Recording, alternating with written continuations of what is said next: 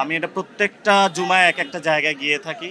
তো আমরা মসজিদ থেকে যখনই বের হয়েছি, বের হওয়ার পরে আইনমন্ত্রী আসাদুজ্জামানের সন্ত্রাসী বাহিনী এখানে যে নেতৃত্ব দিয়ে থাকে আব্দুল মজিদ, চাঁদাবাদ সন্ত্রাসের জনক, এবং এখানে ইসলামী বিশ্ববিদ্যালয়ের ছাত্র দল এর যিনি সভাপতি আছেন তার নেতৃত্বে হকি স্টিক, বিভিন্ন যে দেশীয় অস্ত্র নিয়ে আমাদের উপরে তারা হামলা করে।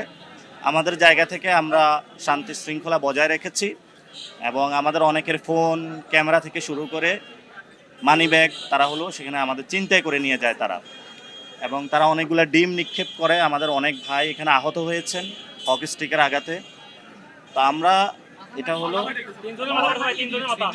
তিনজনের তারা মাথা ফাটিয়ে দিয়েছে। আমরা এটা সুষ্ঠু তদন্ত এবং বিচার চাই। তো যিনি আইনমন্ত্রী দেশের, সেখানে তার এলাকায় যদি এই ধরনের আইন শৃঙ্খলার অবনতি হয়, সেই জায়গা থেকে আমরা মনে করি যে আইনমন্ত্রী তার জায়গায় থাকতে পারে না। ঠিক ঠিক। স্বরাষ্ট্রমন্ত্রী যিনি আছেন ওনার দেশের আইন শৃঙ্খলা অবনতি হওয়ায় ওনারা পদত্যাগ করা উচিত এবং আইনমন্ত্রীকে দ্রুত পদত্যাগ করিয়ে তারকে বিচারের আওতায় আনা উচিত। আইনমন্ত্রী যখন একজন সন্ত্রাসী হন, তার হাতে বাংলাদেশের আইন নিরাপদ না।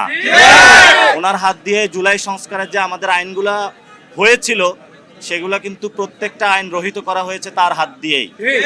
এই জন্য যতদিন এই আইনমন্ত্রী থাকবে ততদিন বাংলাদেশের সংস্কার এবং আইন নিরাপদ নয়। আমরা অতি দ্রুত তার এবং গুন্ডা পান্ডা বাহিনী যারা এখানে অ্যাটাক করেছে আমাদের উপর হকি স্টিক দিয়ে, তাদের আমরা বিচার চাচ্ছি। স্বরাষ্ট্রমন্ত্রী হয়তো এটা বিচার করবেন, অথবা আমরা ঢাকা স্বরাষ্ট্রমন্ত্রীকে ঘেরাও দিব। এটার আমরা বিচার নিয়ে ছাড়বো ইনশাআল্লাহ।